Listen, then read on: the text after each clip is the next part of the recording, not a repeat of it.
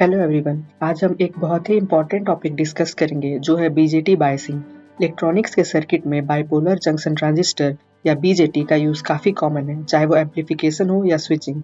पर एक ट्रांजिस्टर तभी एफिशिएंटली काम करता है जब उसका ऑपरेटिंग पॉइंट स्टेबल हो, और ये काम होता है बायसिंग के थ्रू। तो इस वीडियो में हम आज बायसिंग का मतलब समझेंगे, बायसिंग के डिफरेंट टेक्निक्स एक्सप्लोर करेंगे, स्टेबिलिटी फैक्टर और इम्पोर्टेंस डिस्कस करेंगे, and finally real life circuits के लिए कुछ इंसाइट प्रोवाइड करेंगे। तो चलिए बिना किसी डिले के शुरू करते हैं। What is biasing? तो सबसे पहले ये समझते हैं कि बायसिंग होती क्या है और क्यों ज़रूरी है। ट्रांजिस्टर के 3 टर्मिनल होते हैं, बेस, कलेक्टर और एमिटर, और इसका फंक्शनिंग डिपेंड करता है 3 रीजन पर: cut off region, active region and saturation region. Cut off region जहाँ ट्रांजिस्टर ऑफ होता है, करंट फ्लो नहीं होता है। एक्टिव रीजन जहाँ ट्रांजिस्टर एम्पलीफाई करता है, यह रीजन होता है एम्पलीफायर्स के लिए यूज होता है। सैचुरेशन रीजन जहाँ ट्रांजिस्टर फुली ऑन होता है, मोस्टली स्विचिंग सर्किट के लिए यूज होता है। तो इसका पर्पस क्या है? बायसिंग का पर्पस ट्रांजिस्टर को एक्टिव रीजन में ऑपरेट करवाना और इंश्योर करना कि ऑपरेटिंग पॉइंट स्टेबल रहे, चाहे एक्सटर्नल फैक्टर जैसे टेम्परेचर या बीटा चेंज हो जाए। अब अगर हम प्रॉपर बायसिंग नहीं करते तो ट्रांजिस्टर या तो कट ऑफ रीजन में चला जाएगा या सैचुरेशन रीजन में, जहां वो एम्पलीफाई नहीं करेगा। इसीलिए बायसिंग का करेक्ट होना बहुत ज़रूरी है। तो चलिए बायसिंग क्यों ज़रूरी है इसे और डीपली समझते हैं। अगर हम थर्मल स्टेबिलिटी को इग्नोर करते हैं तो टेम्परेचर चेंजेस की वजह से ट्रांजिस्टर का ऑपरेटिंग पॉइंट अफेक्ट हो सकता है। बीटा जो करंट गेन को डिफाइन करता है, हर ट्रांजिस्टर में स्लाइटली डिफरेंट होता है। इसीलिए अगर हम प्रॉपर बायसिंग सेट नहीं करते तो आउटपुट अनरिलायबल हो सकता है। तो इसे रियल लाइफ एग्जांपल की तरह समझें तो सोचो, अगर हम एक ऑडियो एम्पलीफायर में सही बायसिंग नहीं करते तो एम्पलीफायर का आउटपुट डिस्टॉर्टेड हो सकता है और हमारे ऑडियो सिग्नल्स प्रॉपर एम्पलीफाई नहीं हो पाएंगे। टाइप्स ऑफ बायसिंग टेक्निक्स, तो यहाँ पर मैंने 4 तरह के बायसिंग लिए: fixed bias, collector to base bias, voltage divider bias and emitter bias. हर बायस के कुछ न कुछ एडवांटेजेस और डिसएडवांटेजेस है। तो चलिए इन्हें एक एक करके समझते हैं। सबसे पहले शुरू करते हैं फिक्स्ड बायस से। यह है फिक्स्ड बायस का सर्किट। तो इस मेथड में एक रेजिस्टर बेस टर्मिनल के साथ कनेक्ट होता है एंड बेस एमिटर जंक्शन के क्रॉस एक कांस्टेंट वोल्टेज दी जाती है। तो इसके एडवांटेजेस हैं कि ये सिंपल और कॉस्ट इफेक्टिव है, पर इसके डिसएडवांटेज ये है कि थर्मल स्टेबिलिटी बहुत पुअर होती है। अगर टेम्परेचर या बीटा चेंज हो तो ऑपरेटिंग पॉइंट शिफ्ट हो जाता है।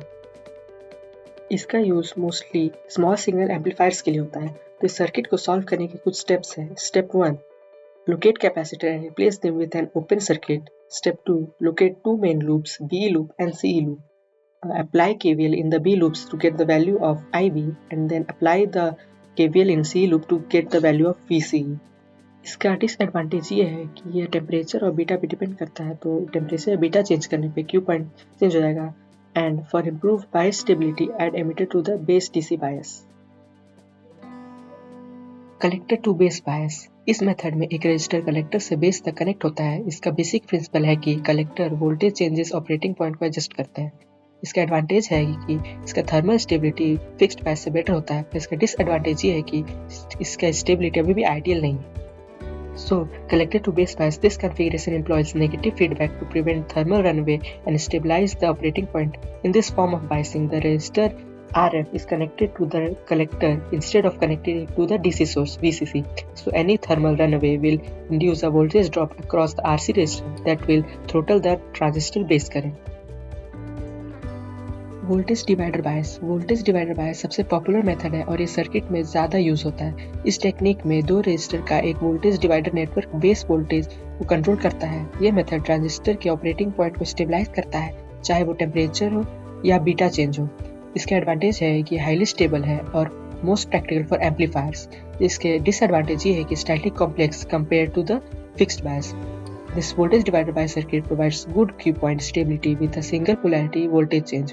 This is the biasing circuit where ICQ and VCEQ are almost independent of beta. The level of IBQ will change with beta so as to maintain the value of ICQ and VCEQ almost same, thus maintaining the stability of Q point. Two methods of analyzing a voltage divider bias are: exact method can be applied to voltage divider circuit, approximate method direct solve saves time and energy. इसे solve करने के कुछ technique से चलिए उसे discuss करते हैं। पहला step, locate capacitor and replace them with an open circuit. And step 2, simplified circuit using theorem. Second step, locate two main loops. Then apply KVL in BE loop and apply KVL in CE loop.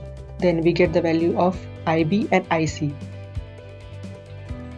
Ammeter bias, इस method में एक ammeter use किया जाता है जो thermal stability को improve करता है। ये वोल्टेज डिवाइडर बायस का एक एक्सटेंशन है और लो पावर एम्पलीफायर्स के लिए यूजफुल है। ये रहा एमीटर बायस का सर्किट। तो चलिए इसे सॉल्व करने के स्टेप्स देखते हैं। Step 1, locate capacitor and replace them with an open circuit. Step 2, locate two main loops BE loop and CE loop. Apply KVL in BE loop to get the value of IB and apply KVL in CE loop to get the value of VC. अब बात करते हैं stability factor की। Stability factor major करता है कि operating point beta और temperature variation के लिए कितना सेंसिटिव है। फॉर एग्जांपल, फिक्स्ड बायस का स्टेबिलिटी फैक्टर हाई होता है तो ये अनस्टेबल होता है, एंड वोल्टेज डिवाइडर का स्टेबिलिटी फैक्टर लो होता है तो ये आइडियल है। तो अगर हम स्टेबिलिटी को प्रायोरिटी दें तो वोल्टेज डिवाइडर बेस्ट ऑप्शन है। Stability factor measures sensitivity of the operating point to beta and temperature. Lower stability factor means higher stability.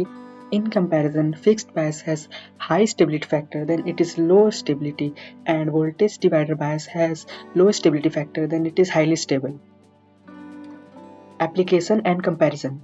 अब हम देखते हैं बायसिंग का रियल वर्ल्ड इम्पैक्ट। जब आप इलेक्ट्रॉनिक्स का सर्किट डिजाइन करते हैं तो आपको बायसिंग के मेथड को केयरफुली चूज करना पड़ता है। इन ऑडियो एम्पलीफायर्स यहाँ पे वोल्टेज डिवाइडर बायस यूज होता है क्योंकि स्टेबिलिटी और एफिशिएंसी ज़्यादा इंपॉर्टेंट है। And power supplies fixed bias या एमिटर बायस यूज होते हैं depending on power requirements. In fixed bias small signal amplifiers are used and in voltage divider bias audio amplifier are used. And in switching circuit यहाँ पे saturation region को target करते हैं तो biasing को ensure करना पड़ता है कि ट्रांजिस्टर फुली ऑन हो या of. In comparison, voltage divider bias is more stable. Voltage divider bias की thermal stability best है, इसीलिए amplifiers में यूज होता है। And fixed bias is simplest but less reliable. Fixed bias ज़्यादा सिंपल है पर stability के इश्यूज है। तो आज के वीडियो में हमने कवर किया बायसिंग क्या होती है और उसका purpose, different types of biasing techniques जैसे fixed bias, voltage divider bias, stability factor और उसकी इंपॉर्टेंस, रियल वर्ल्ड एप्लीकेशन और मेथड्स का कंपैरिजन। ये टॉपिक आपके बेसिक इलेक्ट्रॉनिक्स कॉन्सेप्ट के लिए बहुत इंपॉर्टेंट है और फ्यूचर में ट्रांजिस्टर बेस्ड सर्किट डिजाइन करते वक्त काम आएगा। Biasing ensures stable operation of transistors. Voltage divider bias is widely used for stability. Proper biasing is essential for efficient circuit performance. अगर आपको ये वीडियो हेल्पफुल लगा तो लाइक करें, कमेंट करें और चैनल को सब्सक्राइब करें। And thanks for watching.